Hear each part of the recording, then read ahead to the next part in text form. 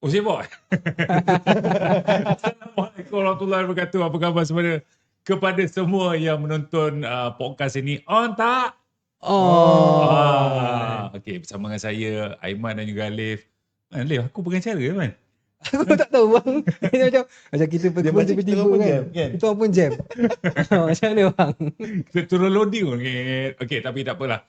Ini adalah orang kata apa podcast Bidang Terjun. Sebenarnya saya datang ke sini jalan-jalan. Tiba-tiba diorang tarik tu masuk ke podcast ni. Betul lah diorang. Tapi apa pun, sempena PRN Johor ni. Tinggal beberapa hari lagi. Keadaan sangat, orang kata apa, semakin panas sekarang di bumi Johor ini. Pelbagai orang kata isu-isu daripada serangan belah sana menyerang kita. Kita bertahan. Kan, tak tahulah kita ni punching bag dah sampai kalau dilihat punching bag tu dah koyak rabak dah kita kena punch kan. Tapi kita walaupun di punch bertubi-tubi, kita ni bukan jenis yang cepat koyak. Kita tenang menghadapi masalah dan juga tomahan daripada pihak mereka. Tapi banyak sangat bang. Apa dia? Banyak sangat. Apa yang banyak? Banyak sangat tomahan bang. Banyak. Banyak sangat tomahan. Dia cakap kita tak tahan. Lepas tu kita attack balik, dia serang kita benda lain pula. Ya, antaranya yang tak tahulah.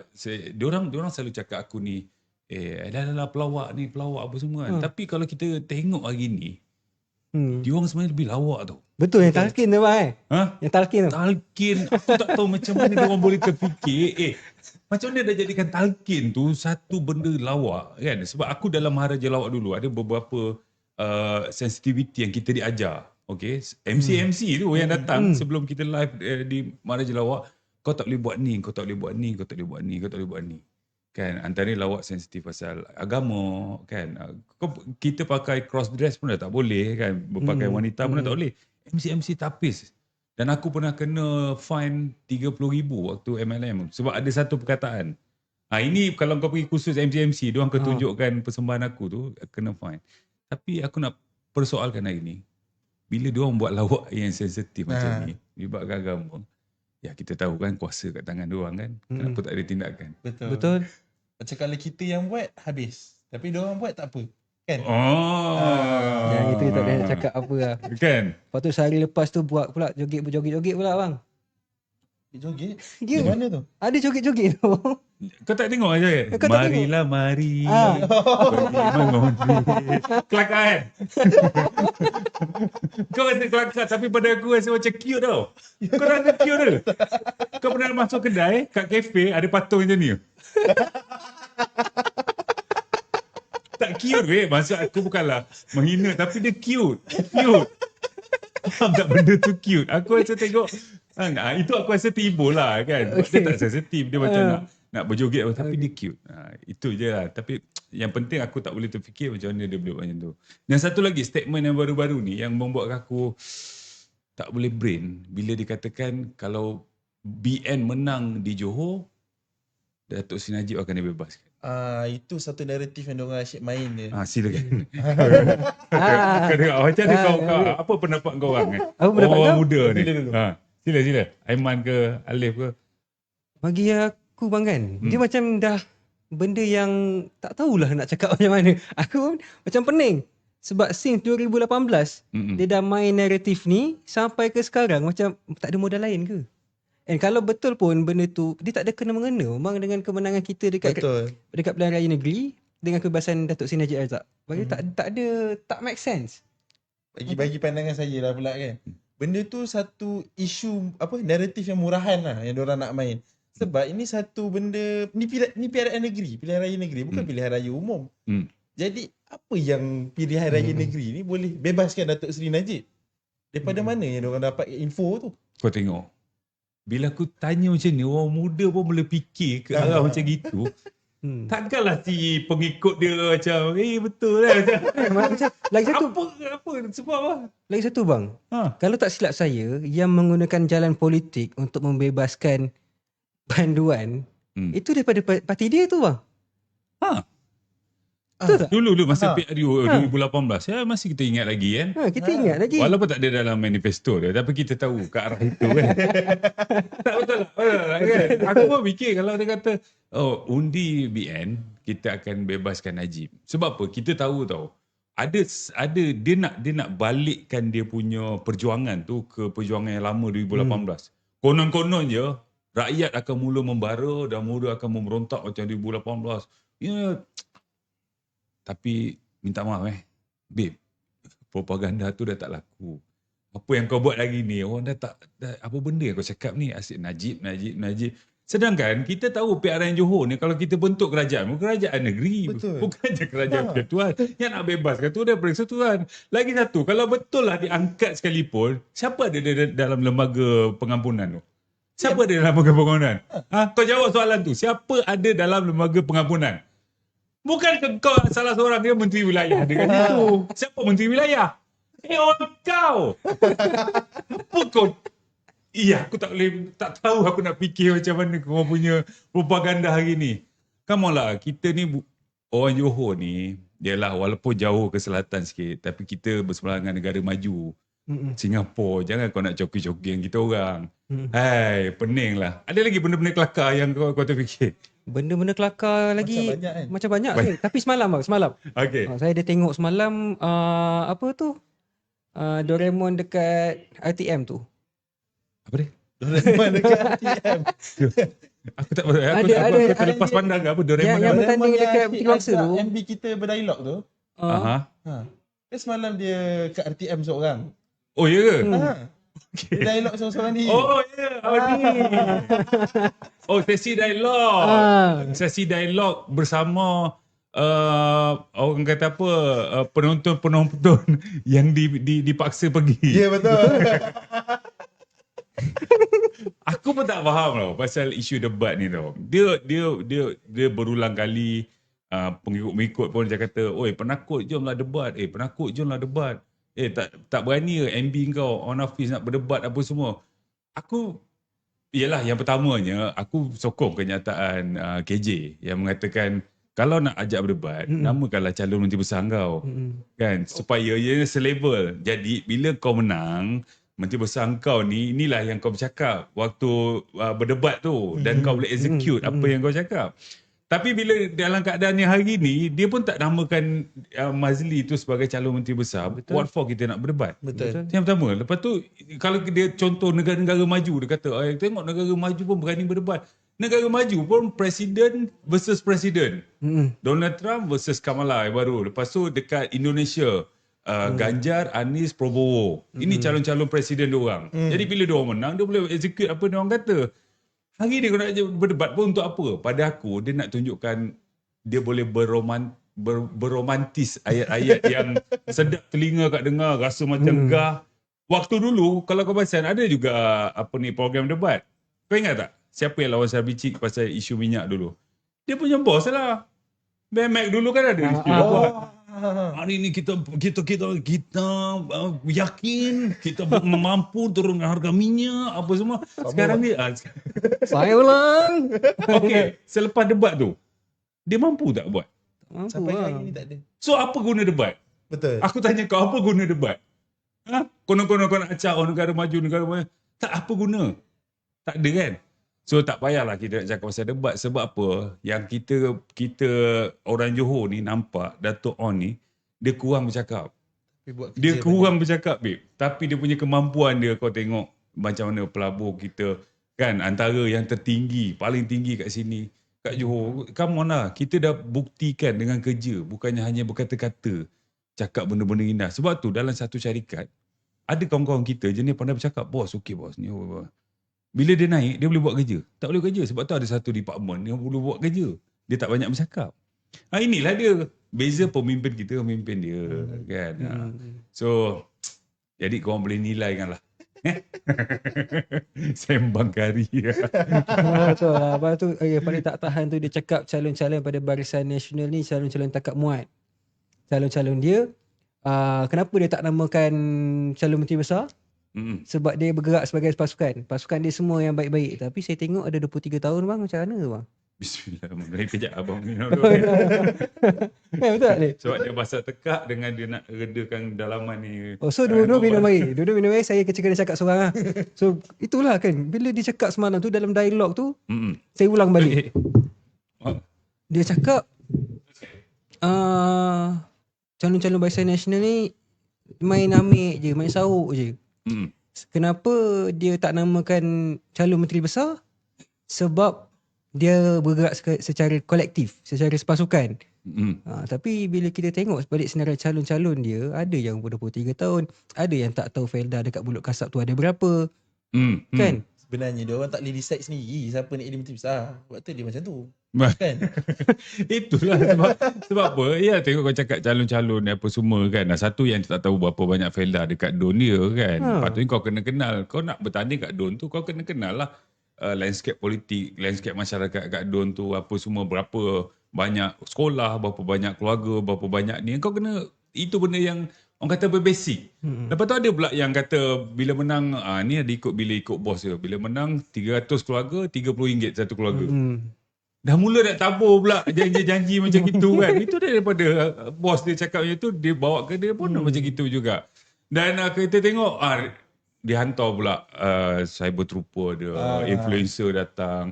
Aku kadang-kadang tak faham kenapa dia hantar influencer dekat Johor ni, panah terik pakai kot, pergi interview orang. Kau yang bertopi tu.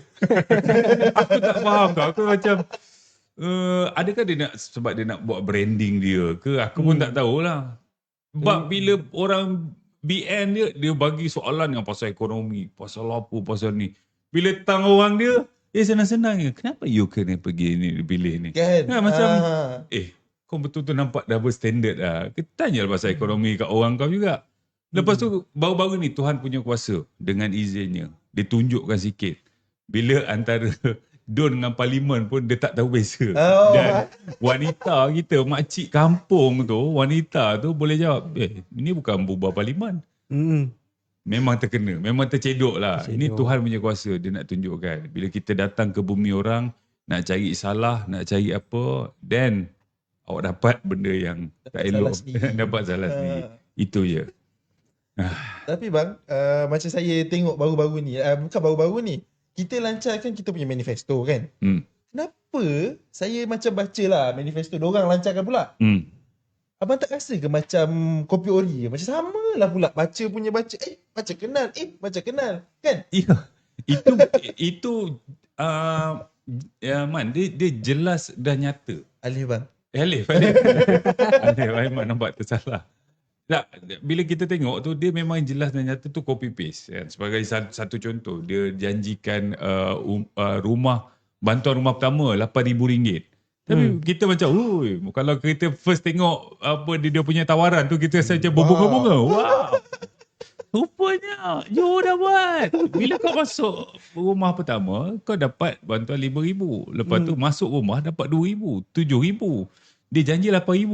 Dia main angka naik RM1,000 je. Dia nak coki-coki dengan Bang Mister, nak RM1,000 lagi lah.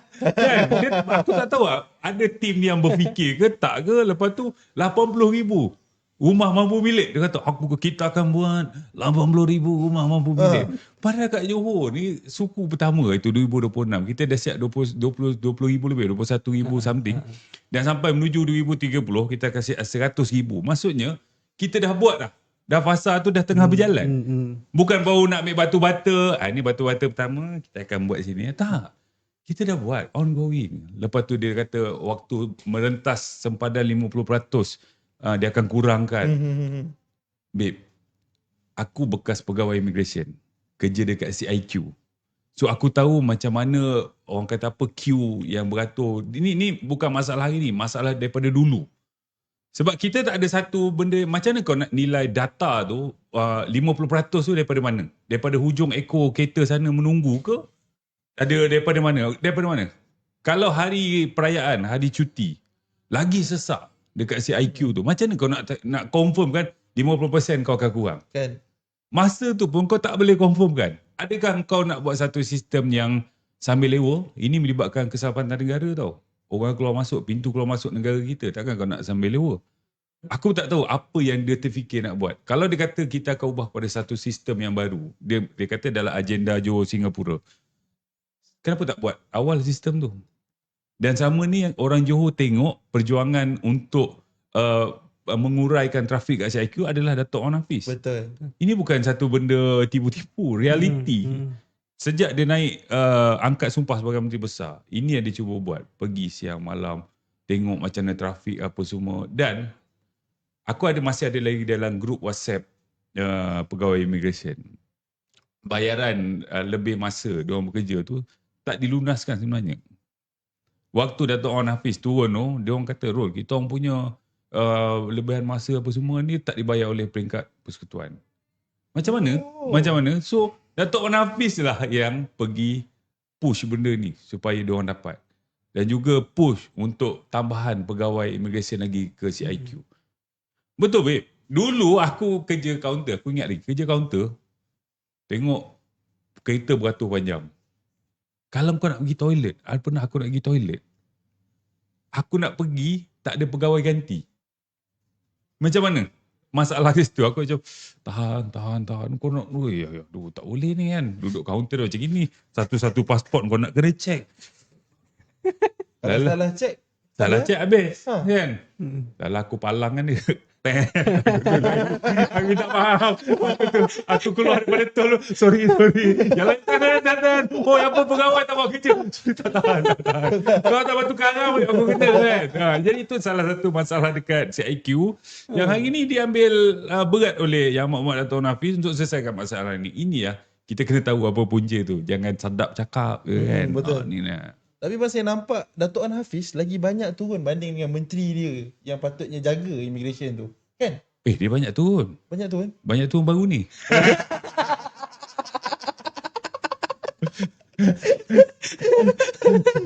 Sebab dia nak terbaling Johor. Dia banyak nak turun kan. Iya, kalau kau terlalu kat highway tu, aku ingat tak berhenti siren tu. Beras-beras. Ulang alik. Orang kata BBB, bawa busy. Okey. Aku jangan sakit perut tu. Aku dah kerah ni pukul apa 12 lebih. Okay. Ni nak bina terjun punya podcast.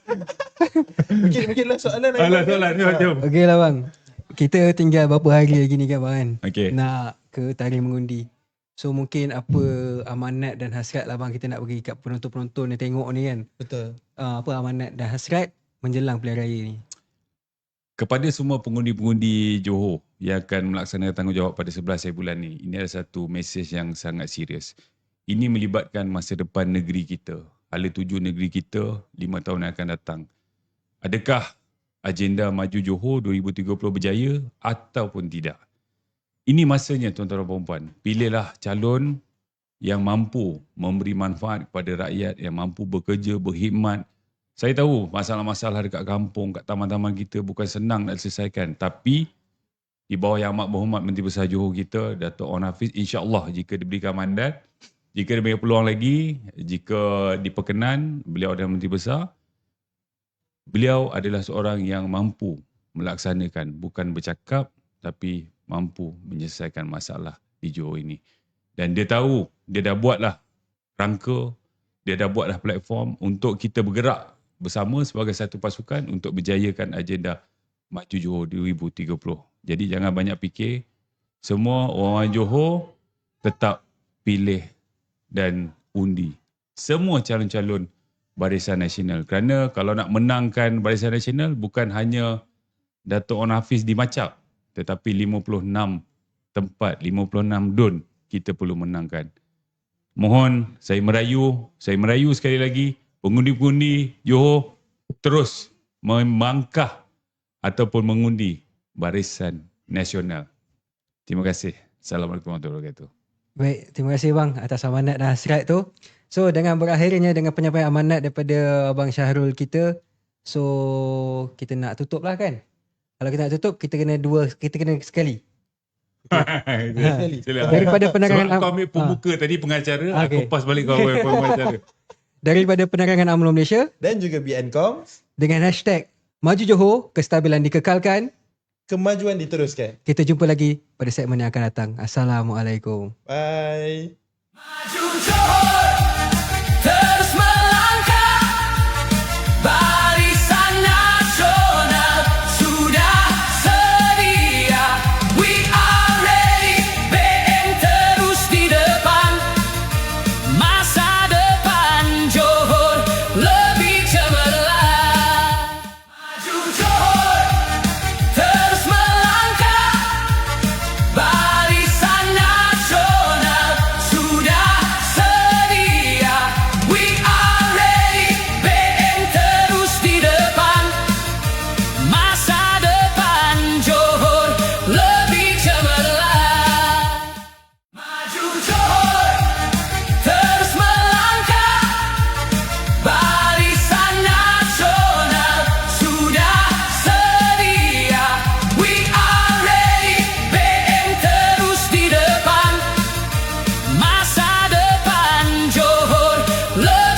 cemerlang